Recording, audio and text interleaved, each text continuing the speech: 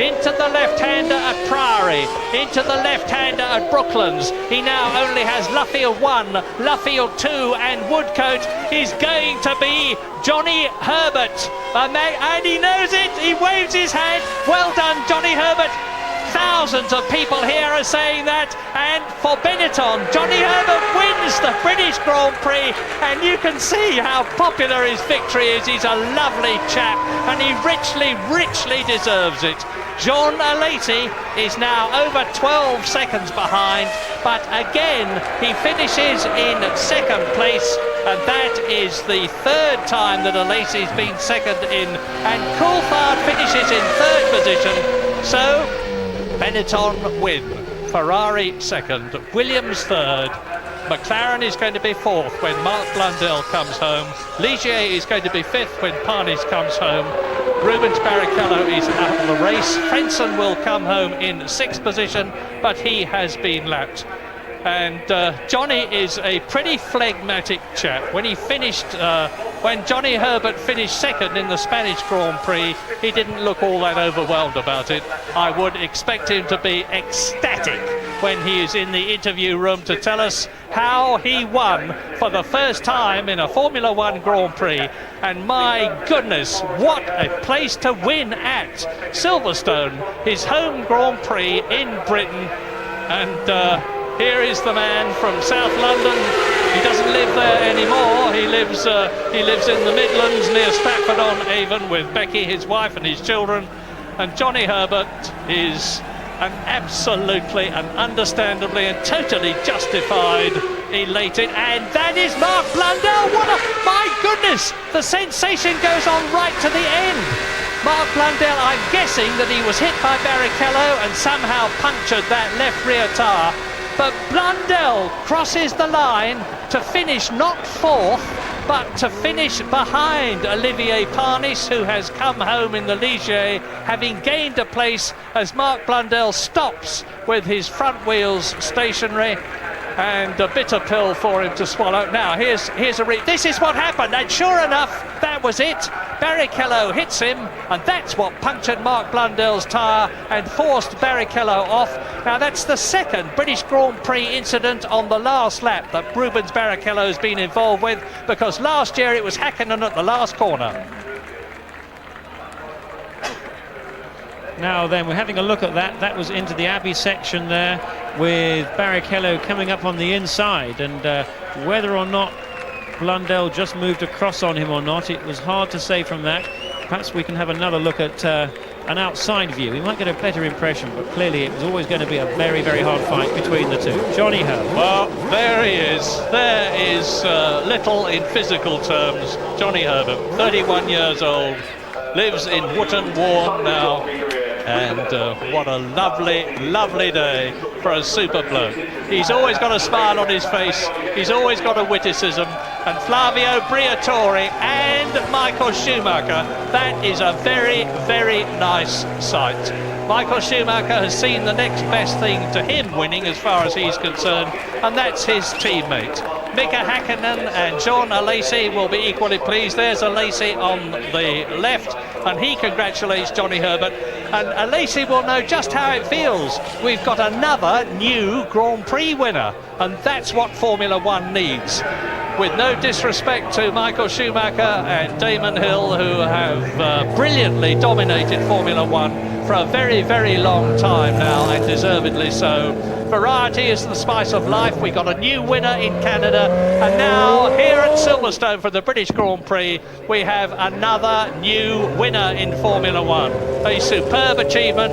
Off comes the balaclava. He's talking to Charlie Whiting, who is the FIA's technical delegate, who has to make sure that everything is right.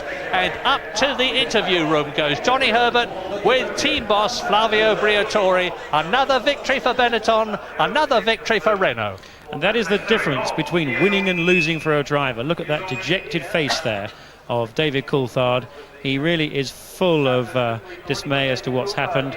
third place on any other day wouldn't have been a bad result, but not today. Today was his opportunity to win a Grand Prix. But still managing a bit of a smile there, but it's a forced one, I'm afraid. And when we look at that rostrum, we're going to see even more of forced smiles, but not from Johnny Herbert there, coming up there finally. And it's just so wonderful to see Johnny, a driver who started in Formula One back in 1989 with the Benetton team, in fact, and then left the team, came back, and very lovely to see David Coulthard being so generous in his praise for Johnny Herbert there. Jean Alesi again just showing what a good, hard-charging driver he is. Look at that. He is absolutely euphoric, and who can blame him? Did you hear the crowd? Well done, Johnny. You really, really deserve it. Alesi congratulates him. David Coulthard congratulates him. Camaraderie. The national anthem.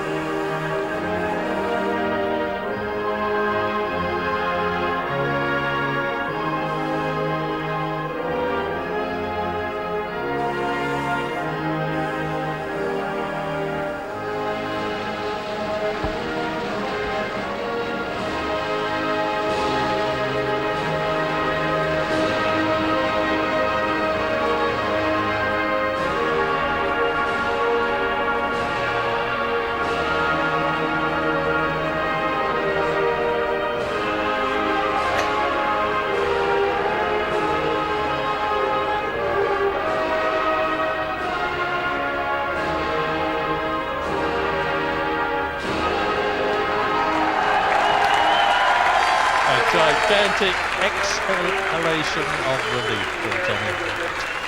His Royal Highness Prince Michael of Kent, as President of the Royal Automobile Club, presents the magnificent gold trophy. What a trophy. What a trophy to win for your first Grand Prix victory. Kenneth Clark, Chancellor of the Exchequer, motor racing fan, here at Silverstone to see a British victory. That's 10 points for Johnny Herbert, that's 10 points for Benetton. That will increase Benetton's lead in the Constructors' World Championship over Ferrari, with Jean Alesi second on the left yet again. Alesi's, and look at that in the background as Greg Field of Benetton and Tim Wright, who is Johnny Herbert's race engineer, applaud their driver for a superb performance. Jeffrey Rose of the RAC congratulates both of them, and Flavio Briatore. So Benetton are further ahead in the Constructors' Championship. Michael Schumacher and Damon Hill, as a result of that dramatic coming together, are still separated by 11 points in the Drivers' Championship. Jean Alesi gets a bit closer to Damon Hill because Alesi now has 32 points and is only 3 points behind the Englishman. In fact, the new World Championship order is Michael Schumacher, 11 points of Damon Hill. Jean Alesi in third place, only 3 points behind Damon Hill. Up to fourth position goes the British Grand Prix winner, Johnny Herbert, with 22 points. And I've never seen that before. The second and third men lifting in honour the winner. That has to be the most popular Grand Prix winner for a very long time. To the victor the spoils, a gigantic gold cup and a gigantic bottle of champagne. Johnny Herbert wins the British Grand Prix. Jean Alesi second for Ferrari. A bitterly disappointed David Coulthard, who led, finishes third. In fourth position, Olivier Panis in the Ligier. Fifth, Mark Blundell, who dramatically lost fourth place on that last lap as a result of the coming together with Rubens Barrichello. Up to sixth goes Heitz Harold Frentzen, just out of the points. Yet again, it's happened to him many times. Pierluigi Martini, some recompense for the Minardi team after all the problems they've had in the last two races. Mika Salo, a brilliant eighth place in the Tyrrell, despite having all his Friday qualifying times cancelled due to a red light infringement. Jean-Christophe Bouillon is in ninth position, and in 10th place Luca Badoa in the second Minardi. The rain has held off for most of the race. Thank heavens it did not significantly affect anything that did happen. But Silverstone, the British Grand Prix of 1995, is going to be a race to remember for a lot of reasons, and it's going to be a race that's going to engender an enormous argument about what happened between Michael Schumacher and Damon Hill. As you can see, Benetton are now 9 points ahead of Ferrari, with Williams 3 points behind the Italian team. Ferrari have pulled away a bit in the championship, and that fifth place for Mark Blundell has enabled the McLaren team to get a bit closer to Jordan, who are still in fourth position in the Constructors' World Championship and staying ahead of the mighty McLaren team, which has had some very hard times in 1995. All sorts of personalities to talk about. Damon Hill, of course, Michael Schumacher, of course. You would expect them to be dominating the race, and that's precisely what they did. It's the first time they've taken each other out of contention in quite that way. But remember what happened in Australia, and now they're waiting to tell us what happened. Herbert, Lacey and Coulthard with Steve Ryder. An extraordinary race, and from the point of view of British motorsport, a quite amazing winner. Johnny Herbert, in all honesty, did you ever think you'd see this day? Probably a year ago, no, definitely not. It's a fantastic feeling. I couldn't believe it when they came over the radio and said Damon and Michael had gone off. And then obviously he sort of came up behind me and got by, and then they warned me just as he got near me that he was on a 10 seconds. So I thought, well, I'll have a little play with him and then, let him go. And I think maybe we played a bit too close, I'm not sure. You were battling quite hard for a couple of laps. Was that before you heard the information? It was after, actually. So I was a bit silly myself. But. Describe the emotions you felt up on the top step of the podium at the British Grand Prix. Well, it's fantastic being that all the problems I've had, like 6 years ago with breaking the feet. I said this more or less when I finished second in Barcelona, but this is more special. It's more what I've always wanted to do. My wife's been very supportive the whole way through, so it's down to her that she's helped me through. And the closing stages of the race, so many thoughts must have been going through your mind. Any negative thoughts looking at the sky or the car? Well, I was looking at the sky, yeah, but I could see it coming and I thought, don't you dare. And luckily enough it stayed there. But it was just really trying to just concentrate on what was going on with Jean behind. You never know what can happen anyway, so it was just concentrate and keep a nice pace. Well done, terrific. And Jean Lacey in second place. In the closing stages, did you think you had any prospect of catching Johnny? Honestly, when I was at the beginning second behind him, I tried and I said why not, but it was anyway very difficult because he was pushing hard. And by radio they asked me to slow down because I had not oil enough in the engine, and in the high speed corner I had some peak of oil pressure, so I tried to slow down, but anyway, I'm very pleased to be second here in the British Grand Prix. It's for Ferrari, it's very difficult race, so it's not so bad to have 6 points now.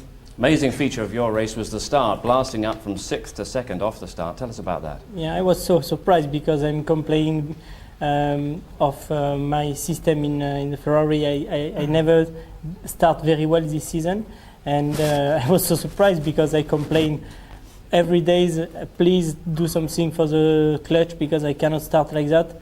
And now I don't know what I will be able to say. It was a blinding start. But David, in third, bad luck. And do you have any arguments at all about the pit lane speeding penalty? Well, no, none at all, because after my first pit stop, I lost some of the electrics in the car. And I thought immediately, I don't know what lap to stop because I stopped early because I was stuck behind Michael, and I thought it was Gerhard, but was it Jean that was second, did you say? Indeed. Oh, well, that was an amazing start. Unbelievable. Well, anyway, so I stopped early, and then immediately as I left the pits, then the electrics had failed in the car, and I thought, well, okay, 5 more laps and the gearbox will explode. But it just kept going and going, and then, of course, when I saw that Damon and Michael went off and I could challenge for Johnny, I thought, well, this is great. But I knew, because my electrics had failed, that I had no way of knowing what speed I was doing in the pit lane. I was speeding, rules are rules, you pay the price. You presumably didn't see anything of the going of Damon and Michael, but have you heard any reaction to it as yet? No, I just saw on the big screen during the race, I saw them touch and go into the gravel, so I have to say that whoever supplies the big screens, it's fantastic for watching the race. So I saw them go off and I thought, there's going to be something interesting to discuss afterwards. it kind of makes the whole battle for between those two more interesting. But you know, for me, the main thing was obviously just trying to make the car get to the finish, because I thought after, you know, my pit stop it was impossible. And then when I was leading, I thought, well, this is fantastic. And then, you know, I have to say that if I was going to finish, if I wasn't going to win and anyone was going to win, I couldn't be happier than for Johnny to win. I think it's fantastic for him, everything he's been through, and you know, I'm very happy for him. Yes, congratulations again, Johnny. That's very generous from David. Was it 71st Grand Prix this? Give us an idea of the sort of hard work and the sacrifice that has gone behind today. Well, it's just really, when I had the accident, it was just really getting everything so it worked good enough to actually drive again, and it was sort of touch and go right at the beginning if I would sort of keep the left one, but luckily I've kept that one. But if it was the other way around, I've got enough movement on the throttle, but I wouldn't have it if it was, as I say, on the other foot, because it hasn't got enough movement. I've got enough just to do the clutch, which is fine. And so when I got over that, got into Benetton obviously in '89, did that one race in Brazil, and I thought, oh, this is easy. And then it hit me quite hard in Imola and Monaco the following races, and obviously it just wasn't really, my foot wasn't up to the job, I couldn't brake or anything. And at the time, when I got stopped, obviously it was the best thing I think that happened. Going to Japan was a very good move, because it got me away from the limelight, it got me lots of testing, lots of mileage, and it just, I was able to actually then make the feet strong enough again to actually drive properly. And when I came back with Lotus in '91, thankfully for Peter Collins once again, who's really got me here, I was able to drive again, and against Mika for 2 years was really, you know, a good challenge. So it's been very, very hard, and as I say, my wife has been supportive the whole way through, way back since the accident. So it's a fantastic day, and especially at Silverstone. We're all delighted for you. Johnny Herbert, winner of the British Grand Prix. Well done. Thanks. Johnny Herbert's wife is Becky, and she will be as delighted as the rest of us are. But 3 incredibly memorable quotes. I thought I'd have a little play with him, says Johnny Herbert, apropos of David Coulthard, who's fighting his way past.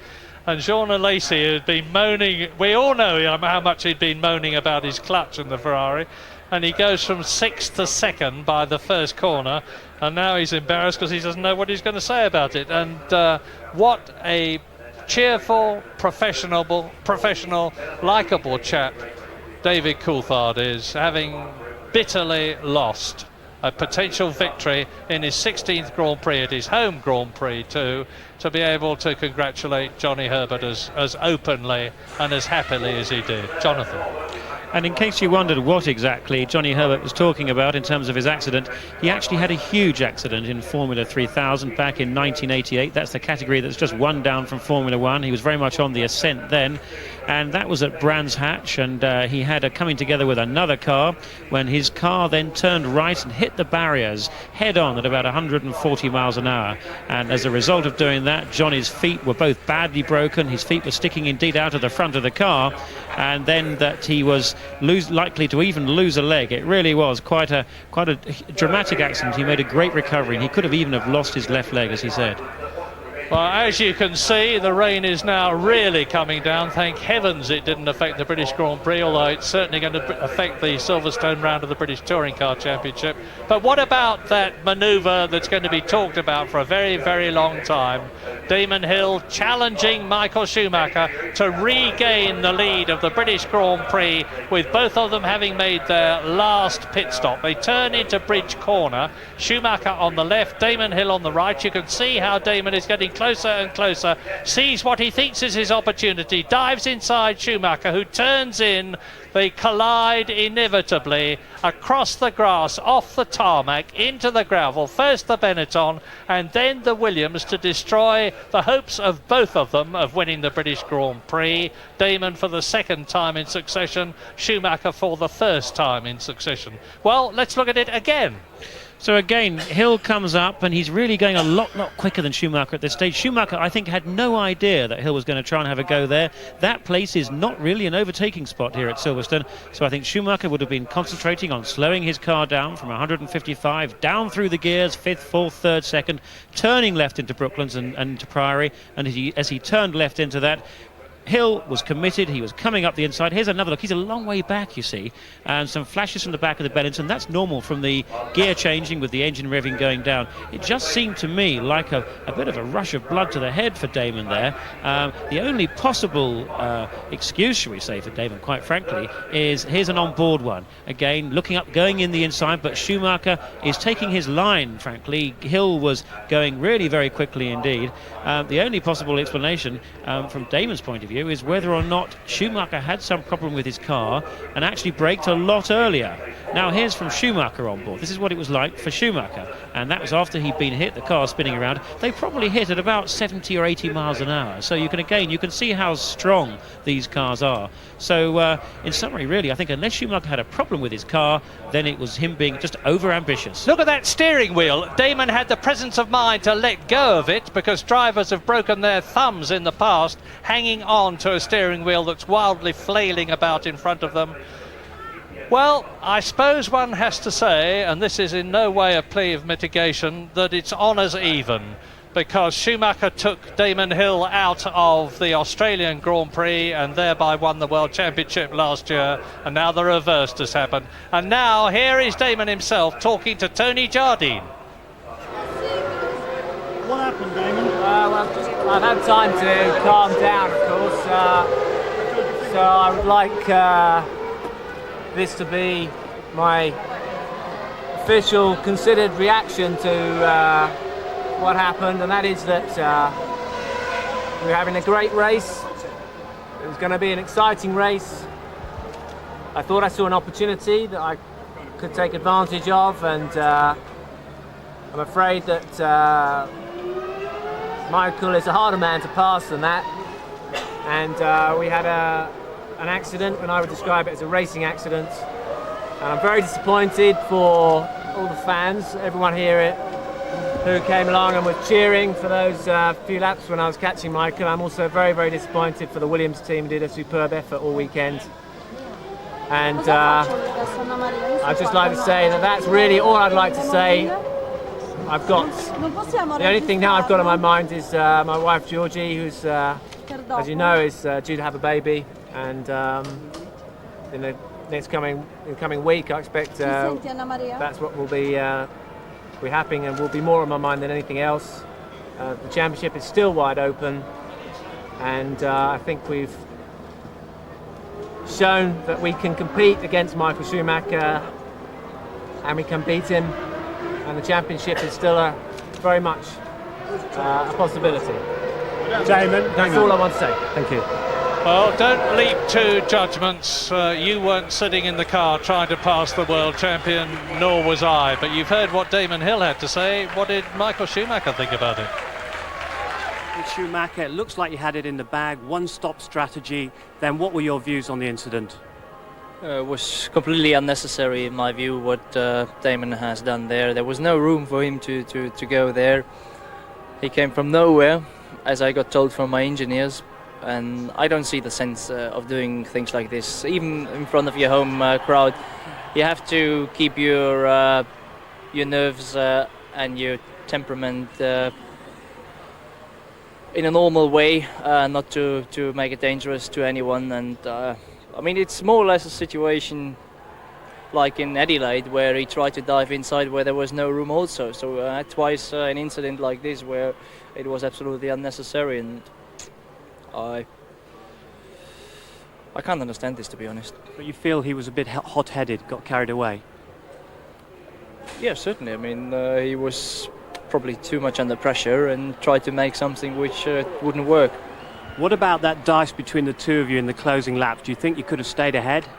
Yes, I'm quite sure. At this point, he was certainly on newer, fresher tyres with the same fuel level.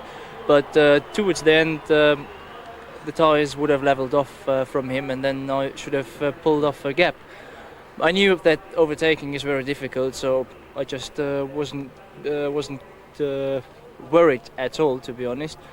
I knew where I had to be quick in the fast complex on backwards and always before the long straights, and I was quick there.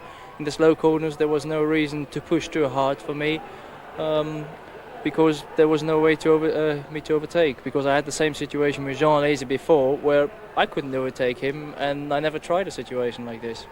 the Benetton strategy looked like it was going to pay off yet again. Yeah, I think the strategy under normal circumstances would have been slower, but it paid off to come out in front of them after their last stop, and that was our target. We managed, even after a bit of a disaster at the beginning of the race, after being held up by Jean Alesi. I still managed to pull a gap then after I was free, which was enough to just coming out in front of Damon.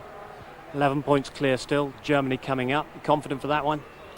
Yeah, as confident as I can be in the moment. Thank you, Michael. Pleasure. Well, a very guarded Damon Hill, that's all I have to say, but a very positive, forceful and clear-speaking Michael Schumacher making his views known. But whilst it's a great pity that happened, it's a joyful ending to the British Grand Prix with a British winner at his own home event. A great first victory for Johnny Herbert in the Benetton ahead of Alesi's Ferrari and David Coulthard's Williams. A truly memorable British Grand Prix. Yes, emotions running high here at Silverstone in every sense of the word, and just to add to the drama, the rain really has arrived in earnest outside, and if that had happened half an hour ago, that would have been another twist to a quite amazing story. But all is well, and Johnny Herbert's British Grand Prix victory celebrations have begun in earnest.